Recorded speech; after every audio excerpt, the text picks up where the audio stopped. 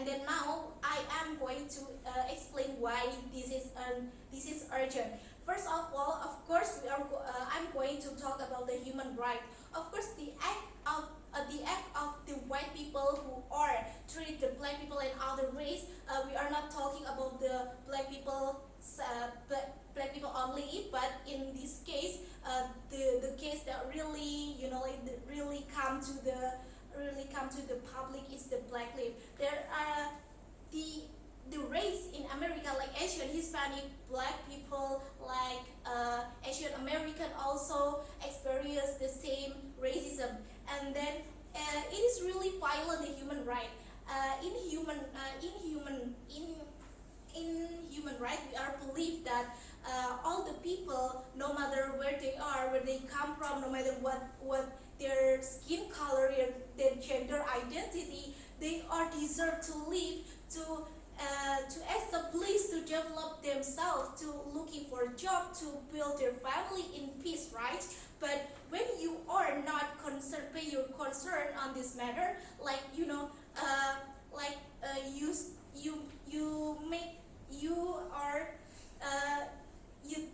let those cases happen again and again, it is will treat the second generation that I explained you before. That's why the parents is we support how the parents will raise their children in the ethnic enclave. And then for the second is the safety. I already explained about the George Floyd case, and another case that not so famous case. I also have read about the Daniel Smith in 2019. It is also the black people who treated differently just because of his different skin color, just because of this different race. Why the safety is become the major of this case? Because it is also, of course, it is also violate the human right. And then for the safety, we know that the man who hold the power, the authority who hold the power in there, are seemingly not pay their maximal concern on to solve this racial problem in there.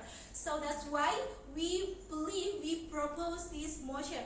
And then the last one is the mental health. Of course, for the second generation, for the children of the first generation immigrant, for the grandchildren of the first generation immigrant, they will experience the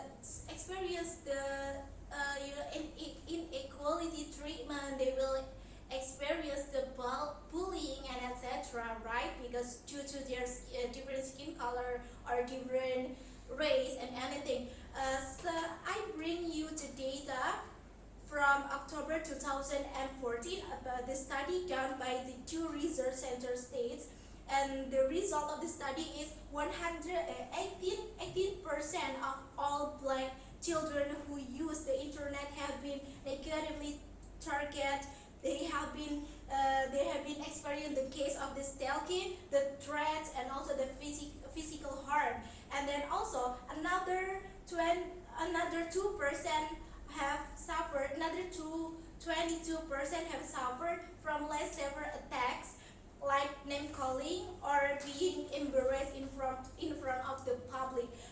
Why we must pay more concern on this? Because every children in this world is deserve a same treatment, right? They deserve equal treatment, not only the treatment based on their skin color, on their race. All of the children have the same deserve the same opportunity to to getting their education, to getting a safe environment, to getting their parental advisory, the protection of their country. Because it is really irony for us if we see that some of the black children is experience the bullying. It will affect their mentality, it will affect their future. So if we this thing to be happen later, to be happen again and again. We also support that the brighter future is just belong to the people who hold the, who hold the higher title with the in this case is white people. And also I will bring you the real case how the black children experience the bullying. So I already read from the Washington Post that a child of a former NBA player also experienced the cyberbullying and also experienced the real bullying in his school. So it is based on his mother's statement that his mother itself already have the feeling that, oh, my children is a black children. I am black woman. My husband is a black, a black man. Even though my husband is a famous person we know that if he is a famous person, the society will give them, the privilege, like the privilege, and also treat the children better, right? But in here, even though his father is a famous former NBA player, the children also experience the bullying, the racism. That's why if the children of the famous one is treated like this, what about the others?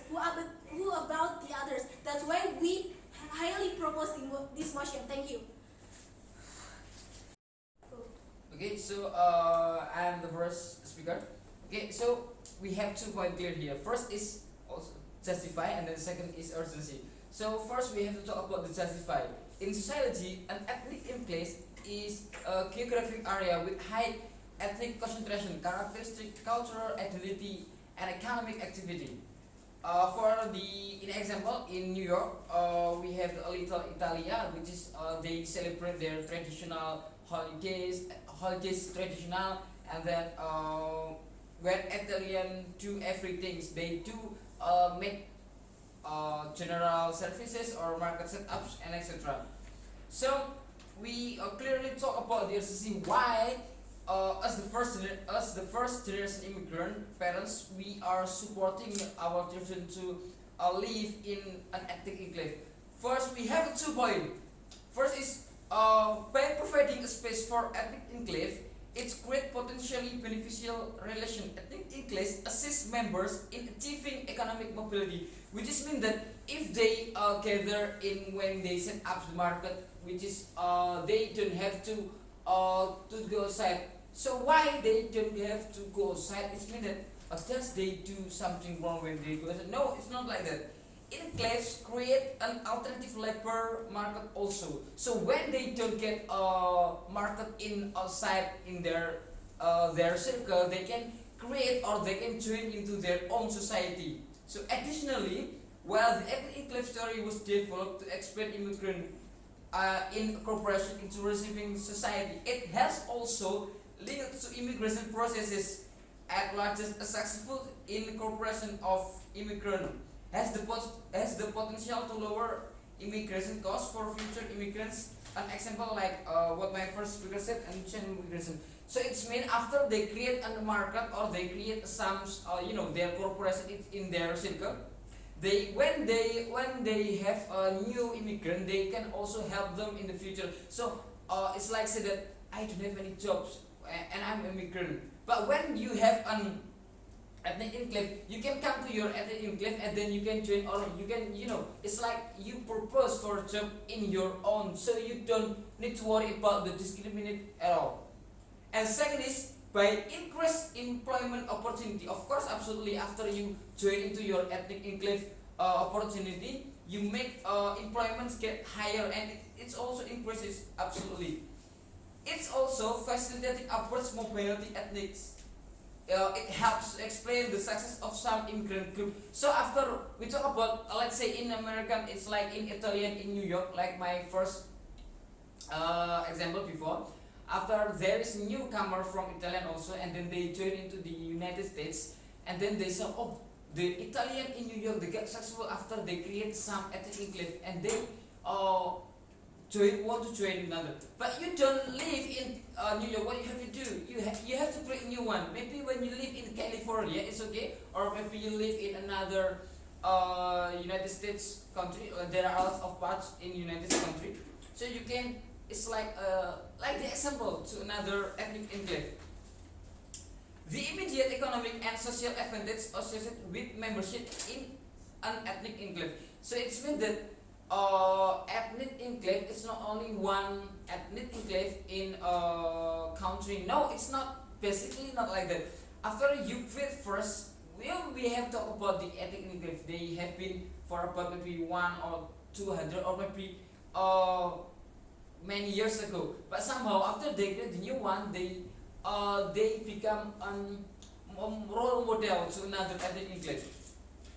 So it also have an enclave offer 3 things or 3 points. I mean, first is they offer double housing. It means that they try to create when you come to new immigrant, right? And then you don't have any house, you can come to join into the ethnic enclave. And the second is safe communities. It creates space. Like what I did before, services that are close by, which is we need all the most. We service because in people's services, you maybe when you are not the house country, you get worried or you worry about being indiscriminate. But if you create an enclave, ethnic enclave, when your own ethnic has service. People service, it's gonna be more easily, and it'll help new immigrants a chance to develop contact and establish themselves much more quickly than making go at it alone where they risk isolation. It's clearly enough that it's to help the next generation. It helps to the children. Yes, of course, it's help the. Does it help and does it know? It's also help the children, and we also help the new immigrants. So we have 2 points clearly enough. So we also ask, so why is it beneficial?